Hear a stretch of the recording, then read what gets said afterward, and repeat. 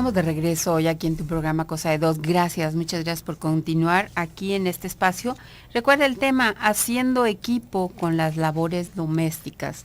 ¿Cómo le han hecho ustedes como familia? ¿Te dejan toda la carga? ¿Está bien repartida? ¿Han ido cambiando esta cultura, este patrón? Bueno, es importante porque pues es un reto, como decías Arturo, en la actualidad donde ya no se queda la mujer en casa, sino tiene que salir a trabajar. ¿Cómo hacer para que la relación sea justa, equilibrada y que todo el mundo pues desarrolle sus habilidades? Te recuerdo las vías de comunicación, los teléfonos de cabina 31 22 11 90 36 47 18 83. He estado aquí para recibir tus llamadas. También tenemos una línea nacional sin costo, es el 01800 727 54 20. El chat a través de tu cuenta de la página de internet www.radiomujer.com.mx y el Facebook de nuestra cuenta Arturo Gema. Bueno, pues estábamos antes de ir a la pausa haciendo y precisando un poquito esta cultura en donde así como que lo normal era que a las niñas desde chiquitas se les dejaba toda la tarea y los hombres podían ir tranquilamente a jugar y a fiestas y a todo y no les tocaban esas tareas.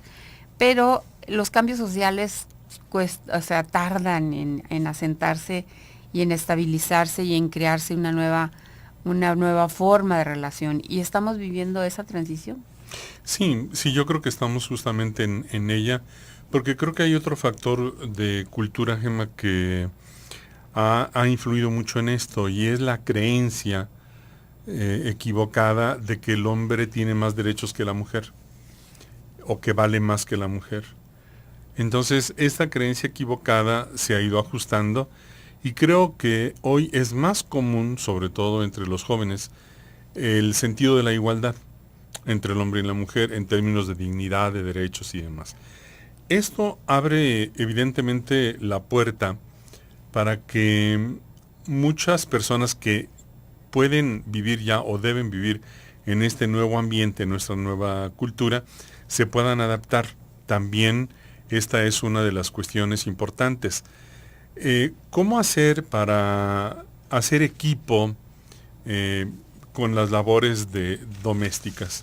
Lo primero que tendría que haber es esta conciencia de la igualdad de derechos, de la igualdad de valor, de la igualdad de la dignidad y, por ejemplo, de la igualdad en los derechos que se tienen para descansar. Porque decíamos que se da el caso de que personas que se casan, pero que no abandonan esta cultura en donde la tarea doméstica es exclusivamente de la mujer, pueden casarse por necesidad o por deseo. Pueden trabajar, pero después de su jornada de trabajo, que a veces es jornada completa, 8 horas, al regresar a casa les espera otra jornada para realizar todas las labores domésticas. Entonces, si nos planteamos en el escenario de la igualdad y de la reciprocidad, entonces lo primero que se tiene que dialogar es cómo se van a repartir las cargas de un modo equitativo. Tanto las cargas económicas, si los dos trabajan, como la carga de la actividad doméstica. Porque igual hay muchos jóvenes, por ejemplo, o matrimonios ya adultos, que deciden colaborar económicamente para que una persona haga o la totalidad o una parte de las labores domésticas. Entonces ese escenario, por supuesto que es válido, siempre y cuando haya un acuerdo. Cuando eso no es posible o no quieren hacerlo, hay quien teniendo la posibilidad no quiere, entonces tiene que haber un diálogo porque las labores domésticas, dado que ambos trabajan, por ejemplo, y no va a haber quien les ayude, se van a tener que repartir. Y fíjate, y no solamente se van a repartir entre el papá y la mamá, sino en los hijos en la medida en la que los hijos van teniendo edad para realizar cosas. Por ejemplo, una actividad que es muy común en muchas familias es turnarse para lavar la loza después de comer. En muchas familias hay una persona que lava la loza y ya, pero cuando no existe, decía, por la razón que sea, esta persona, entonces el papá, la mamá y los hijos cuando van estando en edad, se van responsabilizando de, por ejemplo, de esa actividad, o de barrer, o de trapear, o de sacudir, o de regar si hay plantas, jardín, etcétera. Y este diálogo para ponerse de acuerdo y realizar actividades en forma equilibrada va generando un sentido de solidaridad. Y decíamos, cuando los niños van siendo formados y educados en ese ambiente, si llegan a casarse y entran en ese escenario que platicábamos, en donde la esposa también trabaja y demás, no les va a costar trabajo el adaptarse en ese diálogo para realizar las tareas domésticas que, como decías muy bien desde el principio, no esperan, ahí están todo el tiempo y no se pueden posponer. Nadie puede decir, bueno, pues esta semana no comemos, ¿verdad? Y por lo tanto, pues nos ahorramos también la lavada de los platos y las cucharas y los vasos. Pues no, a no ser que comieran fuera, ¿verdad? Todos los días fuera de su casa, para no ensuciar. Pero de todas maneras se va a llenar de polvo aquello, entonces alguien tiene que estar barriendo, sacudiendo y demás. Alguien lo tiene que hacer. Todavía no tenemos los robots del siglo XXV para que hagan todo eso. Pero creo que lo más importante es que la pareja pueda dialogar, en primer lugar. Y segundo, en ese primer momento de diálogo, decía, darse cuenta de la igualdad y de la necesidad de la reciprocidad en esa relación.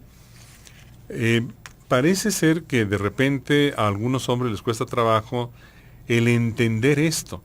Y el entender, por ejemplo, que su esposa, que trabaja, por ejemplo, también necesita descansar.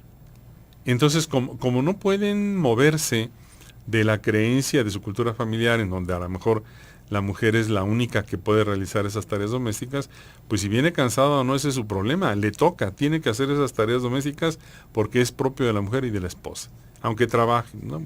Entonces, creo que esta sensibilidad como para darse cuenta, aceptar y en la práctica vivir de la igualdad y de la reciprocidad, está en la base de la necesidad de hacer equipo cuando se tiene que participar en las tareas domésticas. Y efectivamente, como decía Rosy en la misma cápsula de inicio, habrá algunas tareas que sean más gratas a una persona o menos ingratas, ¿verdad? Menos desagradables que otras. Hay preferencias, hay personas que me dicen, a mí ponme a lavar todos los trastes que quiera, pero yo no quiero hacer de comer. Exacto. Entonces una está haciendo de comer y ensucia todas las cazuelas y la otra está lavando y lava todo, limpia todo lo que la otra ensucia, ¿no? Sí. Y fíjate, y cambian de escenario a escenario. Conozco, por ejemplo, personas que ya se jubilaron.